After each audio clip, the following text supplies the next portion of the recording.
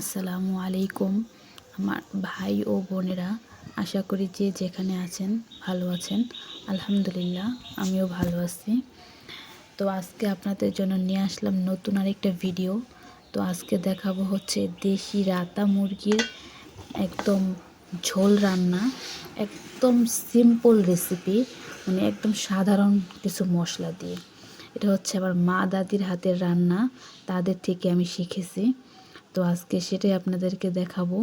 তো মাংসগুলো সুন্দর করে কেটে বেছে ভালো মতো পরিষ্কার করে নিয়ে আসলাম। এখন হচ্ছে রান্না চড়াবো। তো প্রথমেই দিয়ে দিলাম হচ্ছে সর্ষে তেল। তো আমি হচ্ছে খাই সবসময় সর্ষে তেল দিয়ে রান্না করি, এটাই এখন ভালো লাগে। সয়াবিন অত একটা ভালো লাগে না, আর অন্য কোনো তেল বা পাওয়া যাচ্ছে না এদিকে ওরকম। তো তাই সর্ষে তেলটা ঘাটি, একদম খাঁটি সরিষার তেল, ঘান থেকে ভেঙে আনা হয় সরিষার তেলটা। তো ওটা দিয়ে রান্না করি। তো আজকে রান্না করব হচ্ছে দেশি মুরগির একদম ঝোল ঝোল রান্না, আলু আর পেঁপে দিয়ে। তো ওটাই আপনাদের সাথে ইচ্ছে হলো শেয়ার করতে, একদম সিম্পল রেসিপি। তো প্রথমে তেল দিয়ে পরে হচ্ছে কিছু পেঁয়াজ কুচি দিয়ে দিলাম পরিমাণ মতো, মানে কোনো মাপা ঝোপা নেই। মানে দাদিমার দাদি বা মাদের হাতের রান্না যেরকম কোনো মাপঝোপ নাই, তাদের আইডিয়া মতো। তো আমি আজকে ওরকমই চেষ্টা করলাম, তো আপনাদের সাথেও শেয়ার করলাম। তো পেঁয়াজের সাথে সামান্য একটু লবণ দিয়ে দিলে পেঁয়াজটা একটু তাড়াতাড়ি ভাজা হয়, মানে আমার কাছে মনে হয়। তো আপনারা ওই আইডিয়াটা মানে দেখতে পারেন কীরকম হয় বা কীরকম লাগে আপনাদের কাছে। তো এই তো পেঁয়াজটা একটু হালকা লালচে করে ভাজা করে নিলাম। সাথে দিয়ে দিয়েছিলাম গোটা কিছু মশলা, হচ্ছে দারচিনি, এলাচ, তেজপাতা। তো এটা একটু লালচে ভাজা হলে দিয়ে দিব হচ্ছে আদা রসুনের পেস্ট। তো 1 চামচ পরিমাণে আদা রসুনের পেস্ট দিয়ে দিলাম। এটাকে এখন ভালো করে একদম ভালো করে একটু ভাজা ভাজা করে নেব, যাতে আদার বা রসুনের একটা গন্ধ বা ফ্লেভার আছে এটা যাতে না থাকে। এখন দিয়ে দিলাম সামান্য কিছু পানি। তো পানিটা একটু হালকা, আদা রসুনটা একটু হালকা যে বলক আসলো, এখন দিয়ে দেবো আরও কিছু গুঁড়া মশলা। তো আপনাদের আমার রান্না বা আমার ভিডিও কেমন লাগে সবাই জানাবেন। আমি জানি হয়তো আমার ভিডিও অত একটা সুন্দর হয় না বা আমার কাজ অতটা সুন্দর হয় না, আশা করি তাও আপনারা আমার পাশে থাকবেন, আমার ভিডিও দেখবেন, শেয়ার করবেন, লাইক করবেন, আর সবাই একটু সাবস্ক্রাইব করবেন, আর রান্নাটা উপভোগ করুন। আর এরকম করে রান্না করে কিন্তু খেতে পারেন, যে খুবই মজা লাগবে। আমার রান্নাটা দেখে মানে এখনও খুব খেতে ইচ্ছে হলো। আর এই বৃষ্টির দিনে এখন কিন্তু বৃষ্টি চলতেছে সব জায়গায় কম বেশ। তো এরকম দেশি মুরগির একদম ঝাল ঝাল রান্না, উফ দারুণ। তো মশলাটা কিন্তু রান্নার মেন প্রসেসই হচ্ছে আমার কাছে যেটা মনে হয় যে মশলা কষানো। মশলাটা যত ভালো কষানো হবে তো রান্নাও অত ভালো হবে, অতটাই সুস্বাদু বা খেতে খুবই মজা লাগবে। তো এই মশলাটাকে একদম ভালো করে কষিয়ে নিলাম। এই এখন দেখুন উপরে তেল ভেসে উঠছে। এই তেলটাকে মানে যতক্ষণ পর্যন্ত তেলটা ভেসে না উঠবে সুন্দর মতো, একটা ঘ্রাণ না বের হবে, ততক্ষণ পর্যন্ত মশলাটা একটু সুন্দর করে কষিয়ে নেবেন। তাহলে দেখবেন রান্নার স্বাদই অন্যরকম।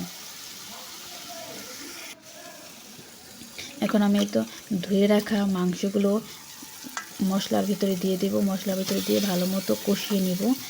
তো এখন ফ্রেশ ধোয়া মাংসগুলো হচ্ছে দিয়ে দিলাম। এখন এগুলোকে একটু কষিয়ে নেব।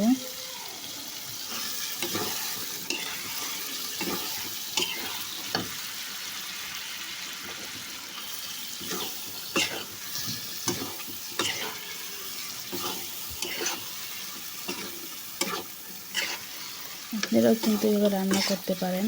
আর যারা নতুন রাঁধুনি, আমিও কিন্তু অত একটা রান্না বান্না এখনও পারি না। তো যেটুকু পারি মাঝে মাঝে ওটুকুই আপনাদের সাথে শেয়ার করি, বা আমি যা রান্না করি খাই শেয়ার করি। কারো উপকার একটু লাগতে পারে বা কারো উপকারে কিছু হতেও পারে। তো এখন মাংসটা একটু পানি দিয়ে নিই। এখন এর পর্যায়ে আমি কিন্তু একটু মানে মাংসের গায়ে যেতটুকু পানি ছিল বা যা আছে ওটাতে একটু একটু কষিয়ে নেব। তারপরে হচ্ছে পানি দিয়ে দিব ভালো করে কষানোর জন্য।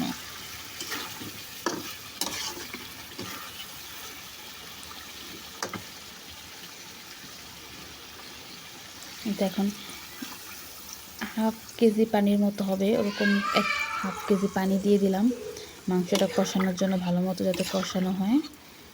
এটাকে ঢেকে দেব।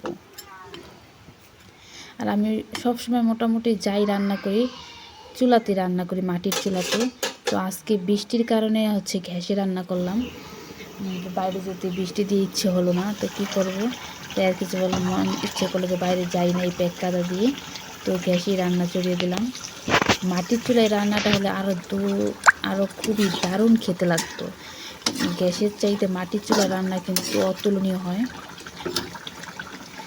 তো কী করার, কিছু করার নেই, যেহেতু বাইরে বৃষ্টি হচ্ছে, তো তাই গ্যাসেই চড়িয়ে দিলাম রান্না। আপনারা যারা শহরে থাকেন তাদের তো অবশ্যই গ্যাসই রান্না করতে হবে, তার বাইরে মাটির চুলা রান্নার কোনো অপশন নেই। আর যারা গ্রামে থাকেন তারা অবশ্যই মাটির চুলা রান্না করার ট্রাই করবেন। যে কোনো খাবারই মাটির চুলার রান্না খুবই ভালো হয়, আর স্বাদই অন্যরকম থাকে। তো এখন মাংসটা আমার কষানো হয়ে গেছে, এই পর্যায়ে আলু আর পেঁপে দিয়ে দিলাম। এটাকে একটু কষিয়ে নিব, তারপর জলের জন্য পানি দেব।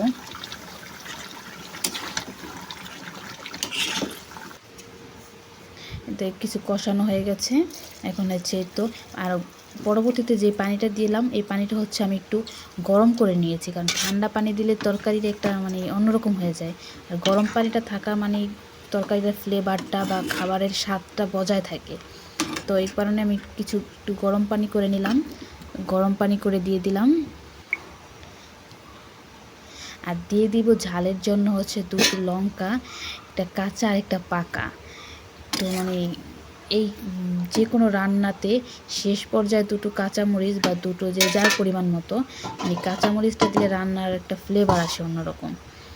তো দুটো কাঁচামরিচ দিয়ে এখন ঢেকে দিব যাতে রান্নাটা শেষ করতে পারি। তো এই তোমার রান্নাটা প্রায় শেষ পর্যায়ে, এখন দিয়ে দিব একটু জিরার গুঁড়া দিয়ে নাড়াচাড়া করে নামিয়ে নিব। তো সবাই ভালো থাকবেন, আসসালামু আলাইকুম। আমার চ্যানেলটা সবাই সাবস্ক্রাইব করবেন এবং আমার পাশে থাকবেন আশা করি সবাই। তো এই তো আমার রান্নার ফাইনাল লুক।